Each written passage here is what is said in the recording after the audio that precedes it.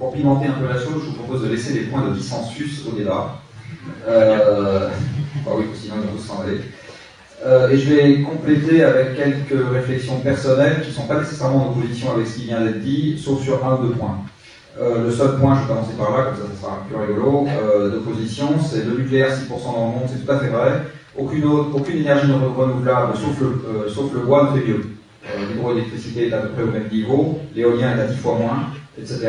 Donc le fait de dire 6% ça compte pas, disqualifie aussi la quasi-totalité des énergies renouvelables, en particulier les énergies modernes, qui occupent une page dans le journal, enfin une pagination dans le journal, pardon, qui est en général inversement proportionnelle à leur importance réelle dans le monde. La deuxième chose que je voudrais dire, c'est que, je suis peut-être cynique, mais je ne crois pas à un changement de la nature humaine avant qu'on trouve une solution à notre problème. C'est-à-dire que la solution au problème, on va devoir la trouver avec la proportion d'escrocs, d'affreux, d'abrutis, de gens qui fraudent le fisc et qui comptent leur femme, qu'on a actuellement dans le monde, parce que si on pense qu'on doit d'abord commencer par régler ces problèmes avant de régler le problème de l'énergie, je pense qu'on sera tous morts, qu'on n'aura pas encore commencé à bouger dans la bonne direction. La troisième chose que je voudrais rajouter, c'est que les problèmes du changement climatique sont déjà à l'œuvre. Je fais partie des gens, par exemple, qui pensent que ce qu'on a appelé le printemps arabe est très largement une conséquence de la tenaille énergie-climat. Alors je vais essayer de vous le dire très rapidement. Du côté de l'énergie, comme vous le savez, une des marges de manœuvre qui a été mise en œuvre pour essayer de pallier le fait qu'on soit déjà contraint en ce qui concerne l'approvisionnement pétrolier, c'est les agrocarburants. Les agrocarburants aujourd'hui consomment 14% de la production céréalière mondiale. Ça ne déplace du reste que 1,5% de la consommation de pétrole, avec ces 14% de céréales. Donc, mon sentiment, c'est que d'empêcher les gens de manger pour rouler 1% de plus, c'est pas une bonne affaire. Mais c'est donc 14% des céréales poussent à la hausse les prix des céréales sur le marché international. Vous avez une deuxième chose qui pousse le prix des céréales à la hausse sur le marché international, c'est que le rendement des céréales a déjà commencé à plafonner du fait du changement climatique, déjà enregistré depuis 1980. Et là, le troisième est le résultat des deux, et en particulier de la très forte canicule, qui est très cohérente avec les effets attendus du changement climatique que vous avez eu en Russie à l'été 2010, a provoqué un doublement du prix des céréales sur les marchés mondiaux en 2010. La Tunisie importe la moitié de ses céréales et l'Égypte un quart.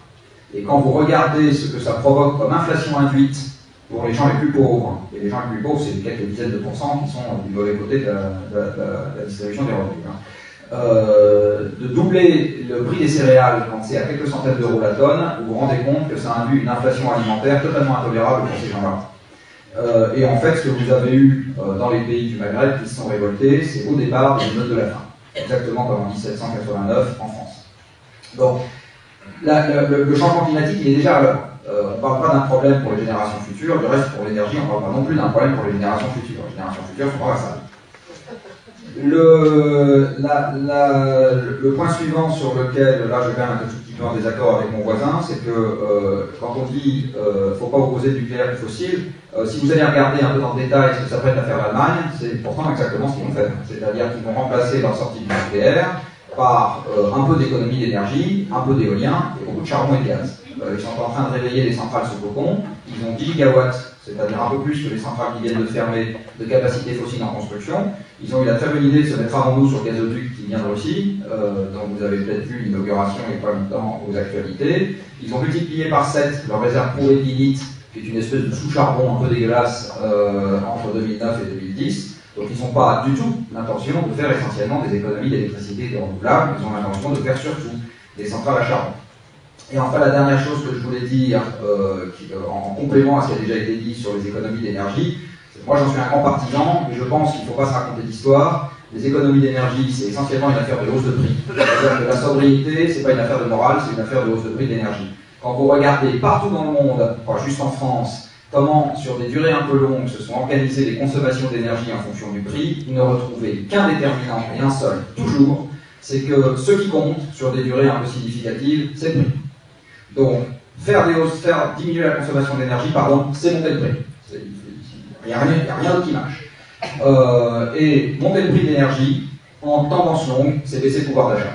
Donc, on peut être pour, on peut être contre, mais il faut bien comprendre que c'est de ça dont on est en train de parler. Alors moi, je pense que c'est de toute façon plus évitable. Donc, je dis peut-être des horreurs encore pires que celles de mon voisin de gauche.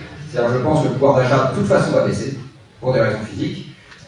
qui nous appartient encore de l'organiser le mieux possible, au lieu que ça se gère dans des tensions et des craquements qui sont délétères pour la démocratie.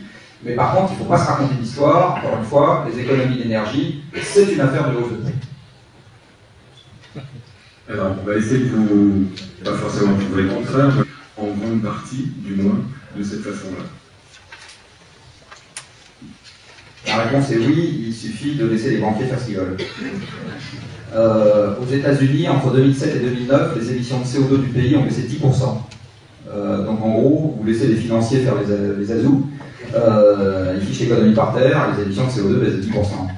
Donc il y a un très bon moyen d'être sobre, c'est la récession, et c'est celle à laquelle on aura droit si on ne s'occupe pas sérieusement de nos affaires.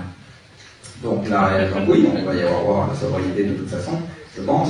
Il faut quand même savoir qu'en France, les 2/3 de l'énergie qu'on consomme, c'est gaz et pétrole, c'est pas de l'électricité. Hein.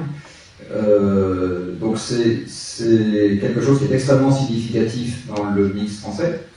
La quantité de pétrole à la disposition de l'Europe a déjà commencé à baisser. L'Europe consomme aujourd'hui 10% de pétrole de moins que ce qu'elle consommait en 2005.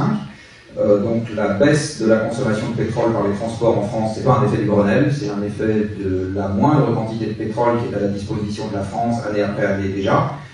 Ça va continuer, et si on ne le gère pas correctement, ça sera de la sobriété subie, c'est-à-dire qu'un appareil qu'on n'aura pas cherché à reconfigurer à temps craquera. De temps en temps, le craquement fait boum, et malgré les promesses électorales, vous prenez quelques centaines de milliers ou quelques millions de chauffeurs de plus dans la vue, et le pouvoir d'achat baisse, et donc on devient tout à fait sobre. Maintenant, si la question c'est est-ce qu'on y arrive de l'autre côté sans gérer le système, j'ai déjà dit tout à l'heure que je pensais très fermement que non. Je vais vous donner un exemple. Vous avez tous, puisqu'ici il y a que des militants, acheté du café plus cher au supermarché qui était bio-équitable, je sais pas quoi. Regardez qui achète spontanément du café bio-équitable plus cher dans les supermarchés, 3% de la population. D'une manière générale, quand vous discutez avec les organisations de consommateurs et que vous leur demandez qui achète du plus cher, du propre sur lui, etc., et qui est 3% de la population. Vous avez déjà une partie significative de la population aujourd'hui qui n'arrive pas à boucler ses fins de mois, donc eux, ils ne vont sûrement pas aller acheter du café bio plus cher, etc. Vous avez un effet que vous connaissez bien aussi, qui est que c'est les gens riches qui habitent en centre-ville, en règle générale, et donc c'est justement ceux-là qui peuvent se débarrasser en premier de leur voiture. Les gens avec des revenus plus modestes, ils sont allés se coller dans du foncier à pas cher, à perpétuer, et ils sont devenus dépendants de leur voiture. Donc la sobriété subie, très facile, il suffit de ne rien faire. Vous attendez, tranquillement assis, et vous l'aurez. La sobriété gérée, c'est une autre paire de manches, et ça ne se décrète pas. Ça se gère, et comme on est tous ainsi faits, qu'on veut des contreparties d'espoir quand on doit retrousser ses manches quelque part, ça se gère dans le cadre de projets positifs. Donc si vous dites aux gens que vous allez être sobre, on cache, vous n'obtiendrez rien.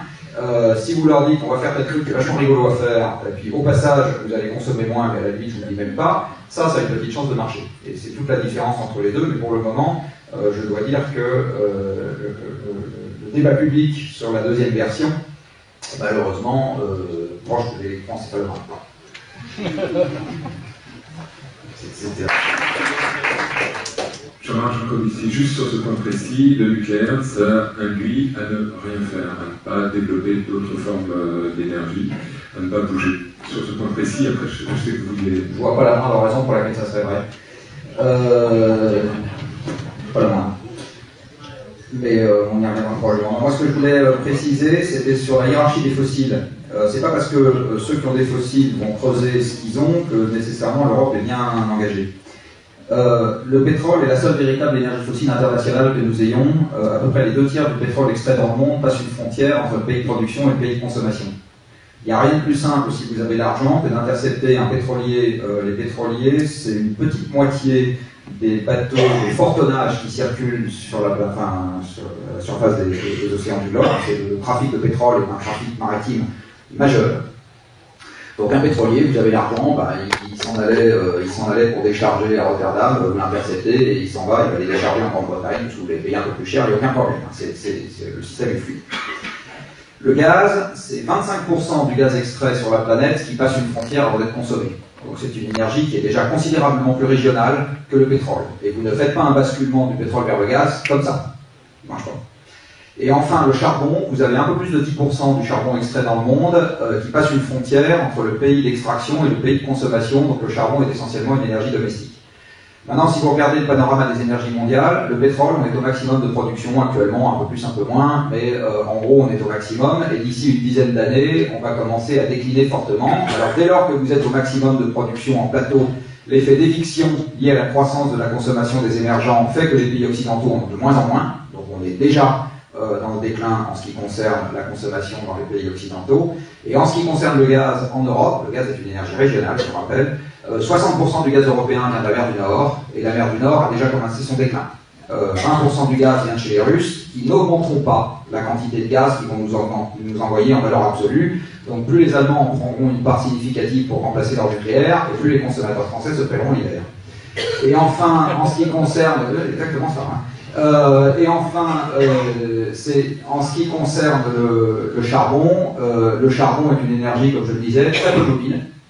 Alors les Allemands ont chez eux, comme je disais tout à l'heure, ils ont des mines de lignite, donc ils vont l'utiliser chez eux. En France, la question de remplacer le nucléaire par n'importe quoi à gaz ou charbon, ça ne passe pas. Donc on peut débattre de est-ce que c'est une bonne idée d'imposer aux Français 40% d'économie d'électricité en 10 ans, je veux bien en discuter. Par contre, de leur dire qu'on peut sortir du nucléaire et remplacer ça par autre chose, c'est faux, parce qu'il n'y aura pas d'autre chose. Il n'y aura pas de gaz, et il n'y aura pas de charbon. Hein, on ne le remplacera par rien. Si on décide le plan d'RPS, là, ça sera remplacé par rien, essentiellement. Voilà, et pour finir de répondre à la question qui est est-ce qu'on peut faire en même temps des économies d'énergie et d'électricité et garder du nucléaire? Bien sûr que oui, devant aucun problème. Le problème de la consommation d'électricité, c'est son prix. Moi, je suis un grand partisan de la régulation du prix par la fiscalité. La fiscalité, c'est de l'argent qui tourne en boucle fermée. Donc c'est de l'argent que vous prenez dans votre poche gauche et que vous remettez dans votre poche droite. Et c'est de l'argent qui sert à construire des écoles, des pistes cyclables, des trains, à aider les gens à isoler leurs maisons, etc. Si vous attendez que les chocs pétroliers s'en occupent, c'est de l'argent qui vont isoler les maisons des autres, éventuellement, ou leur permettre d'acheter quelques avions de combat, mais ça ne sert pas aux Français. Donc et je vois encore une fois strictement aucun antagonisme, entre le fait d'avoir du nucléaire. Quand vous regardez les statistiques dans le monde, vous ne voyez pas que les gens qui consomment du nucléaire aient une consommation d'énergie par personne qui est considérablement supérieure à celle des autres. Il n'y a qu'à prendre les Américains qui consomment beaucoup moins de nucléaire que nous en proportion et qui consomment 2 fois plus d'énergie par personne et par an, tout agrégé. Tout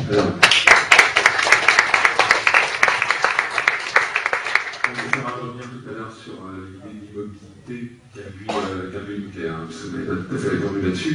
Je vous propose de prendre la parole, Mme Bushman, qui est présente dans la salle, doit partir, je crois.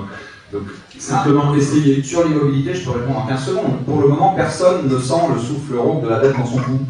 Donc, personne ne sent le souffle rauque de la bête dans le cou. Donc, aucun politique ne s'excite sérieusement sur cette question d'énergie, parce que les politiques n'ont pas compris le lien entre énergie et économie. Et ils ne comprennent pas qu'on est à la veille d'une série de récessions qui vont nous tomber dessus si on ne s'occupe de rien. Mais c'est ça le problème, c'est pas le fait qu'on ait du nucléaire ou pas de nucléaire. Contribuer à cette réflexion, et là nous pouvons quand même être, du point de vue démocratique, tout à fait tourner vers l'avenir.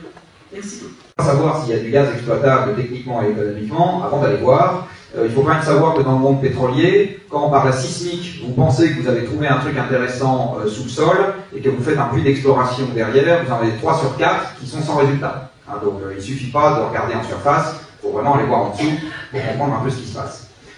Le dernier point technique que je voudrais donner, c'est que comme on a affaire à une roche extrêmement peu perméable, les gaz dits de schiste s'exploitent avec des forages qui sont très rapprochés les uns des autres. Donc en surface, c'est pas terrible, parce que vous faites un beau patch dans la forêt ou dans je sais pas quoi, tous les quelques centaines de mètres pour aller envoyer un puits en profondeur et fracturer la roche. Les États-Unis ont pu faire ça parce qu'il y a un droit minier très particulier aux États-Unis qui est que le propriétaire du sol est propriétaire du sous-sol. Donc si j'appliquais le droit minier américain à Strasbourg, n'importe qui peut dans son jardin faire un forage pétrolier sans rien demander à personne. Vous plantez un derrick et vous allez chercher 4 mètres sous terre, donc rien de bien. En France, c'est pas comme ça que ça marche. Dès que vous voulez descendre plus de 10 mètres sous le sol, vous avez une concession minière à demander à l'État. Donc l'exploitation des gaz de schiste est un système, enfin des gaz de schiste, de n'importe quoi qui se trouve dans le sous-sol, peu importe, est un système qui implique l'État, qui dit oui, qui dit non, comme on l'a constaté dans le débat français. En tout état de cause, compte tenu de la vitesse à laquelle va décliner la mer du Nord une fois qu'elle aura passé son pic, voilà, on est à un plateau, hein. mais ça va rapidement, une fois que la Norvège aura passé son pic, ce qui va arriver dans pas très longtemps, le fait qu'on exploite en France des gaz non conventionnels ou pas, à mon sens, vu les ordres de grandeur, il est peu probable que ça compense le déclin de la production de la mer du Nord. Ça peut adoucir la pente. Alors après, l'arbitrage, il est entre environnement et social. C'est-à-dire que, ou bien vous fichez un peu plus vite l'environnement pour préserver un approvisionnement énergétique qui permet à une machine économique de tourner en l'état, sans l'avoir reconfiguré, et donc vous préservez un peu de casse sociale. Ou bien vous dites vraiment la casse sociale maintenant, c'est pas le sujet, ce qui est le sujet, c'est le fait que dans 10, 20, 30, 40, 50, 200 ans, on sera dans un truc infernal, et à ce moment, je dis non au gaz de schiste. Mais le débat, il se présente comme ça, et du coup, évidemment, c'est un débat qui n'est pas simple, parce que vous n'avez ni envie d'un environnement monstrueusement dégradé, ni envie de voir un peu plus les gens au chômage autour de vous, et on en revient à ce que je disais tout à l'heure, pour la personne qui m'a en partie, mais c'est toujours comme ça, qui est que, puis ils vous disent tous, toujours, c'est pas parce que c'est pas intéressant, mais j'ai autre chose à faire.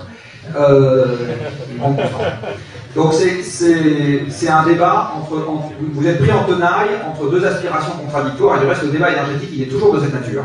C'est-à-dire que vous êtes pris en tenaille entre deux aspirations contradictoires dont aucune n'est triviale. Voilà. Mais au moins il y a débat. Mis à part le tas. Alors, je vais donner aussi ma vision de l'arbitrage des risques. Je vais commencer par le point sur lequel on est d'accord. Je vous rappelle que l'énergie en physique, c'est par définition la marque du changement. L'énergie, c'est la grandeur qui se manifeste quand un système change d'état. Donc, vous n'avez pas d'énergie sans changement et vous n'avez pas de changement sans énergie. Donc, utiliser de l'énergie ou changer le monde, c'est pareil. De ce fait, les questions associées à l'énergie sont toujours des questions d'ordre de grandeur.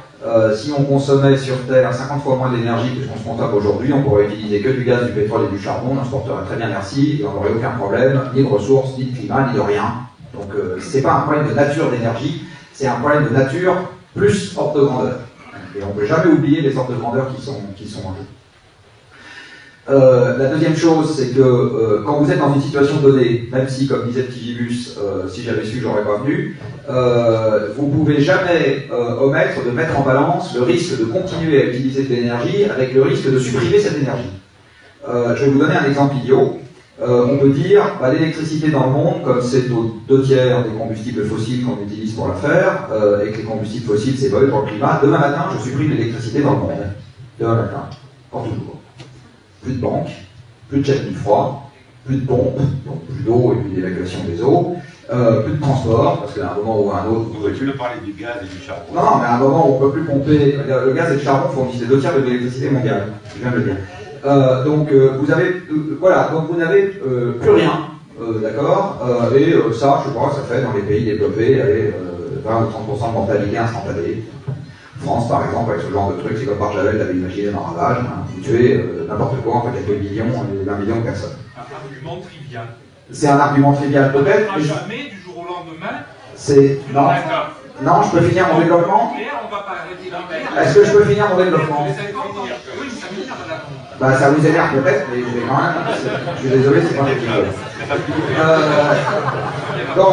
donc, je voudrais finir en disant le risque d'avoir de l'énergie et le risque de ne pas avoir d'énergie que j'ai illustré là avec un cas extrême, mais pour bien faire comprendre qu'il y a aussi des risques liés au fait de ne pas avoir de l'énergie.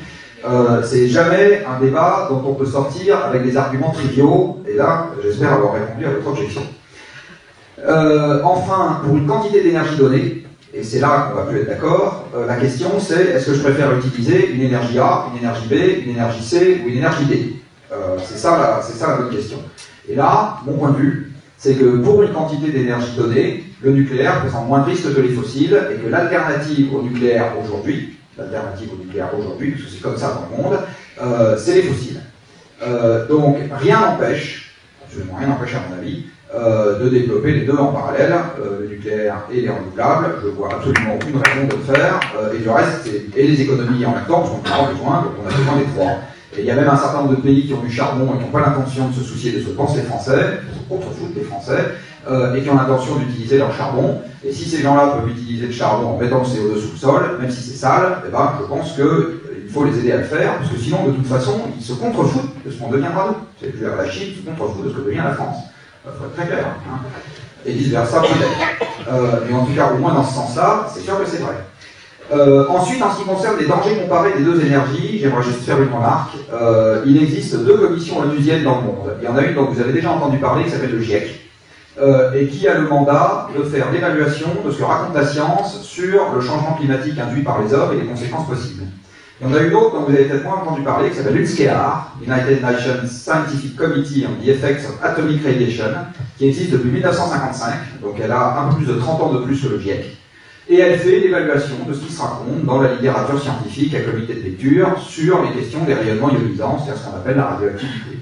Vous pouvez aller sur son site, unscar.org, je n'ai pas l'intention de vous dire à leur place que vous y trouverez, allez voir et allez regarder, et posez-vous la question, est-ce que j'ai une raison particulière de penser que deux commissions onusiennes qui ont exactement le même mandat, c'est-à-dire non pas refaire la science, mais faire une évaluation de ce qui est publié dans les revues scientifiques à comité de lecture, peut être, à ma gauche, non acheté par le pétrole et le gaz et le charbon qui représentent 5 000 milliards de dollars par an de chiffre d'affaires dans le monde, et à ma droite, être acheté par le nucléaire qui doit représenter entre 1 et 2% de ce montant.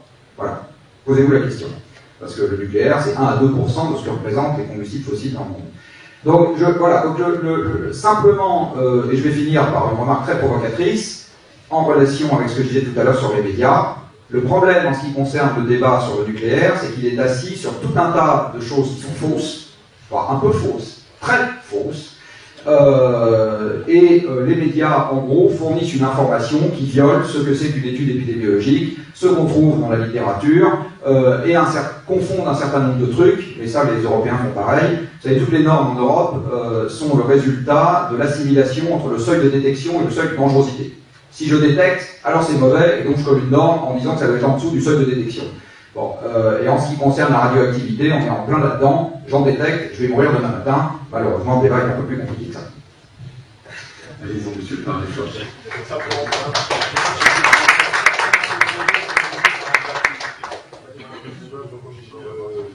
Est-ce que Fukushima vous a fait changer d'opinion un tant soit peu? Allez faire votre débat, Fukushima, là, allez voir. Est-ce que Fukushima m'a fait changer d'avis? C'est ça la question. La réponse est non. Et je vais vous répondre, enfin, en plus de ce que j'ai déjà dit, juste avec un exemple. Vous prenez le barrage des Trois Gorges, qui est une énergie parfaitement renouvelable, on a déplacé 1 million de personnes, de manière délibérée. Vous prenez Fukushima, qui est un accident, intervenant dans le cadre d'un tsunami qui a tué entre 20 et 30 000 personnes hors du site de Fukushima, et ça a déplacé, je pense, entre 50 et 100 000 personnes. Donc, ça renvoie à ce que je disais tout à l'heure sur l'arbitrage entre les risques. Le charbon tue tous les ans entre 5 et 10 000 personnes dans les mines, sans parler des millions ou milliards, parce que je ne sais pas où se situe le curseur entre les deux, qui sont tués par le changement climatique à suivre. Donc je pense que dans l'arbitrage des risques, encore une fois, le fait d'utiliser du nucléaire, même avec un accident de temps en temps, même si c'est pas drôle pour les gens qui vivent l'accident, c'est complètement mieux. De temps en temps, il y a des accidents. Donc j'utilisais tous des voitures, de temps en temps, il y a des gens qui meurent. Maintenant, vous continuez à utiliser des voitures.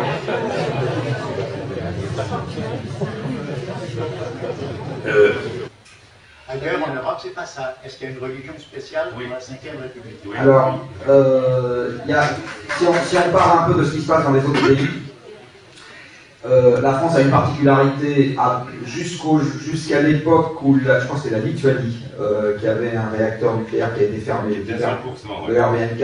La Lituanie était au-dessus de la France en pourcentage d'électricité provenant du nucléaire. Vous avez un réacteur, et c'était toute la Lituanie, qui était une personne, donc c'était à 100% nucléaire. Mais sinon, la France est le pays où le taux de la proportion de nucléaire de l'électricité est la plus élevée. Et comme vous savez que nous autres Gaulois n'aimons rien d'autre que de nous ériger contre tout ce qui est gros, je pense que ça participe du fait que les débats sur le nucléaire occupent une place sympathique dans notre cœur.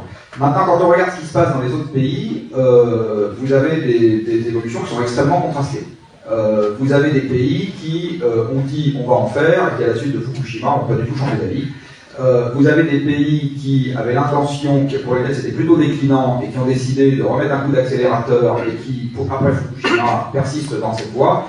Vous avez notamment nos voisins anglais qui sont dans cette catégorie. Vous avez...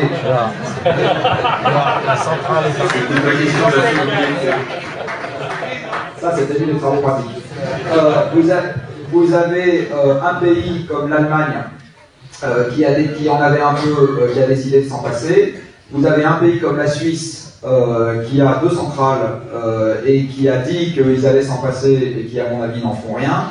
Vous avez un pays comme la Suède qui, en 1980, a fait passer un référendum disant qu'ils allaient arrêter et qui, depuis, a décommissionné une centrale qu'ils auraient décommissionnée de toute façon parce que l'autorité de sûreté aurait dit que la période était terminée et pour le reste, ils ont touché à rien, etc. Donc les évolutions, les États-Unis, Obama a dit récemment qu'il n'avait pas du tout l'intention, et à mon avis c'est un conservateur encore moins que lui, d'arrêter de s'en occuper. Donc vous avez des évolutions qui sont extrêmement variables. La seule chose qui est très propre à la France, c'est que dans notre pays dans lequel on aime bien les grands projets menés par l'État, et il n'y a pas que le nucléaire qui soit comme ça, hein, l'infrastructure ferroviaire c'était pareil, l'infrastructure des routes c'était pareil, etc. On n'a pas fait les choses à moitié, mais encore une fois, c'est pas propre au nucléaire. On est quand même dans un pays dans lequel, quand l'État prend les choses en main, il est bien de ne pas faire les choses à moitié. Et c'est encore une fois pas propre au nucléaire. Donc on a et du coup, on a une spécificité française qu'on va retrouver dans ce truc-là, mais c'est encore une fois pas propre au nucléaire, c'est propre à la culture. Est-ce qu'on n'a pas besoin de... Si je peux compléter un peu le cahier des charges. Si je peux compléter un peu le cahier des charges, on a pu vivre sans nucléaire, évidemment, on peut vivre sans nucléaire, il n'y a strictement aucun problème là-dessus. Le reste, on peut vivre avec 6 degrés de changement climatique aussi. La question, c'est combien de personnes, quelle espérance de vie. C'est juste ça les 2 questions. Mais il est évident que l'humanité survivra très bien. De toute façon, on a du bon côté, t'inquiète pas. Nucléaire ou pas, il suffit qu'avec quelques millions d'individus, on préserve l'espèce. Ça, c'est pas la question. Je voudrais juste donner quelques éléments supplémentaires de cahier des charges. Je rappelle que le pétrole, qui reste la première énergie consommée dans le monde en énergie finale, 40% de l'énergie finale consommée dans le monde, et même en France, est sur le déclin. Donc, quel que soit le plan que vous envisagez pour l'avenir, c'est déjà avec une marge de manœuvre en termes de consommation d'énergie qui baisse.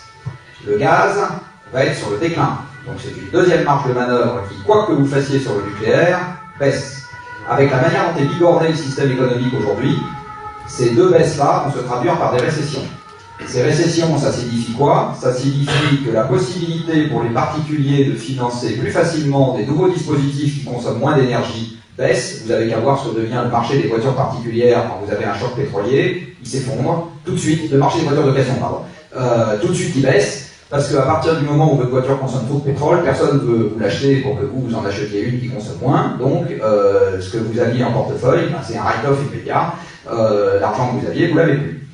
Exactement pareil pour votre logement. Si votre logement est chauffé au gaz et qu'il n'y a plus de gaz dans les tuyaux, il n'y a plus personne ne vous achète votre logement et donc vous n'avez pas la possibilité de déménager pour aller vous mettre ailleurs, ni la possibilité de récupérer de l'argent pour isoler votre maison.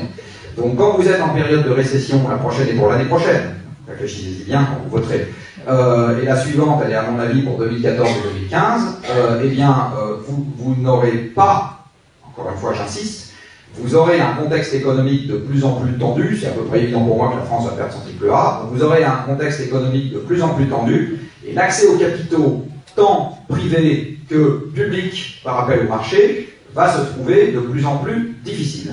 Maintenant la question c'est, est-ce que dans ce genre de contexte, qui n'est peut-être pas le contexte bisounours, mais qui est celui dans lequel on se trouve, on choisit d'en rajouter en sortant à vitesse accélérée d'un truc qui, à mon sens, ne présente pas les risques que présentent les 2 autres formes d'énergie dont je viens de parler, je pense que c'est pas raisonnable, c'est-à-dire que je pense que le prix à payer est considérablement trop élevé, et le prix à payer, c'est une déstabilisation majeure du système.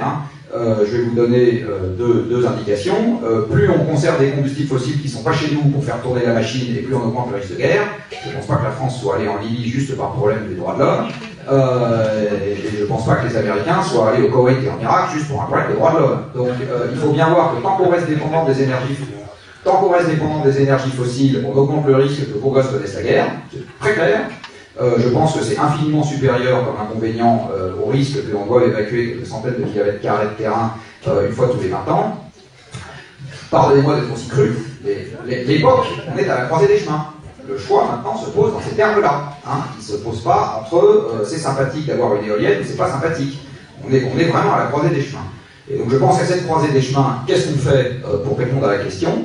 Je pense qu'on a vraiment besoin d'une espèce de plan Marshall, d'une espèce d'économie de guerre, dans laquelle on a 3 marges de manœuvre à notre disposition. les économies d'énergie, mais dont il faut bien voir qu'elles seront considérablement plus faciles à faire dans la chaleur que dans le mouvement, parce que la chaleur, on peut considérablement baisser sans trop obérer le pouvoir d'achat des gens. En gros, si j'isole correctement les logements, je peux conserver les mètres carrés par personne que j'ai aujourd'hui, c'est pas très difficile, techniquement on sait faire, c'est économiquement, on peut envisager qu'économiquement ça soit rentable. Sur le mouvement, c'est beaucoup plus difficile, parce que si je divise par 3 la puissance des machines industrielles, ben en gros, je divise par 3 le flux industriel en sortie, et donc je multiplie par 3 le prix des tasses, des chaises, des casseroles et des pulls. Donc c'est plus difficile. Non, mais ça sera plus difficile. Mais de toute façon, la première priorité, de très loin, c'est les économies d'énergie, c'est très clair. Et là, il faut faire des choses qui sont un peu audacieuses à grande échelle, même si on est en France et qu'on n'aime pas ça. Voilà. Et dans les énergies résiduelles qu'il faut utiliser, il y en a, à mon avis, 2 qui sont très intéressantes. Le nucléaire, je persiste et signe. Et en France, la biomasse, sous toutes ses formes, qu'il s'agisse du bois, du méthane, etc. Le solaire photovoltaïque, vous oubliez. L'éolien, ça fera une marge d'ajustement, mais pas beaucoup plus. L'hydroélectricité, on est au taquet. Donc, une fois que vous avez fait le tour de ce qui est faisable, vous vous rendez compte que le gros gisement, il est dans la biomasse. Et là, on va rebondir sur un truc qui a été dit tout à l'heure. En gros, si on imagine que les éleveurs de bœuf se reconvertissent pour une partie en éleveurs de cochons et de poulets, et qu'on libère à due concurrence les surfaces qui sont plus nécessaires pour nourrir ces bestiaux, il faudra aussi que vous mangez moins de yaourt, un jour pas rien, et moins de fromage, eh bien on peut dégager une quantité très significative de terre pour produire des choses qui peuvent servir à des usages énergétiques. Mais vous voyez que là, on n'est plus dans des trucs qui sont locaux nécessairement ou uniquement gérés de manière locale, et on n'est pas nécessairement dans les énergies renouvelables auxquelles vous pensez en premier quand vous lisez le journal. Donc, économie d'énergie, oui, mais ça passera par une hausse des prix, il ne faut pas se raconter l'histoire. Et derrière, nucléaire et renouvelable, je pense qu'il ne faut pas d'exclusive. Et pour finir sur cette provocation, je pense que si l'argent qu'on avait mis en France sur des panneaux photovoltaïques, on l'avait donné à Alstom pour qu'ils aillent séquestrer du CO2 sur 10 centrales à charbon chinoises, on aurait mieux utilisé l'argent du contribuable.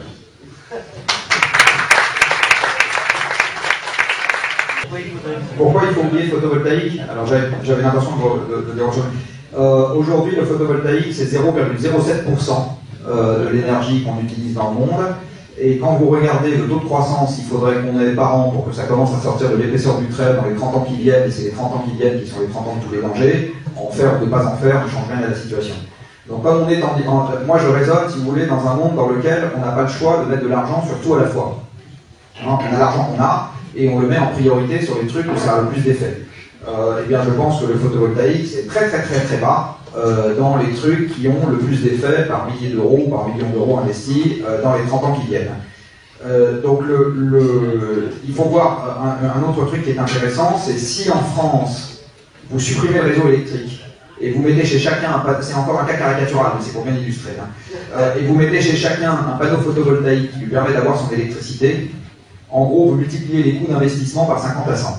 C'est l'ordre de grandeur. Vous avez le détail sur mon site, je vous donnerai l'adresse si vous voulez. Donc c'est quelque chose. L'électricité, comme elle ne se stocke pas, elle aime bien les installations centralisées et les réseaux derrière. C'est comme ça que vous abaissez le coût de la distribution. Quel que soit le moyen que vous utilisez en tête de réseau, c'est y compris le solaire à concentration, je suis aussi un grand partisan. Quel que soit le moyen que vous utilisez en tête de réseau, c'est comme ça que vous avez le coût à l'arrivée qui est le plus bas, parce que ça ne se stocke pas. C'est très particulier. La chose que je voulais donner en conclusion, parce qu'on a beaucoup parlé de nucléaire et très peu de climat, juste un chiffre sur le climat pour que vous ayez un truc en tête. Entre le dernier maximum glaciaire, c'est-à-dire le moment où la Terre était en ère glaciaire, cette ère glaciaire qui a commencé à s'arrêter il y a 20 000 ans, et le climat moderne que nous connaissons aujourd'hui, avant qu'on ait commencé à chauffer un peu, le gain de température moyenne de la planète a été seulement de 5 degrés. Donc en gros, vous réchauffez la planète de 5 degrés seulement en 10 000 ans, et vous passez de la planète en ère glaciaire, où vous aviez quelques kilomètres de glace sur toute la Scandinavie et le Canada, un océan qui était plus bas de 100 mètres, une France qui ressemblait au nord de la Sibérie actuelle, des précipitations diminuées de quelques dizaines de pourcents, etc., etc. Et bien entre ce monde-là, extrêmement hostile aux moyennes latitudes, soit dit en passant, et le monde que nous connaissons aujourd'hui, la différence de température moyenne, c'est 5 degrés. Et ces 5 degrés ont été pris en 10 000 ans, C'est-à-dire, vous savez comme moi, diviser 5 par 100, ça veut dire 0,05 degrés par siècle. D'accord? Donc vous réchauffez la planète de 0,05 degrés par siècle, et vous voyez le genre de transition auquel ça nous amène quand la température moyenne de départ est de 10 degrés. Imaginez maintenant qu'on prenne une température de départ différente, mais qu'on applique une hausse de température de 5 degrés en un siècle. Je ne peux vous dire qu'une seule chose, ça sera un monde violent et guerrier. Parce que les déplacements des équilibres installés seront tellement rapides que vous n'adapterez pas une humanité sédentaire de n'importe quoi entre 8 et 10 milliards d'individus à des déplacements qui seront aussi rapides, donc ce sera la guerre partout. Donc je pense que face à ce genre de menaces, vous tirez sur tout ce que vous avez à votre disposition, absolument tout ce que vous avez à votre disposition, et je vais peut-être finir ce truc-là en héritant un peu mon cousin gauche, mais je pense qu'aujourd'hui, se passer du nucléaire pour éviter ce genre de danger, c'est vraiment faire la fine bouche.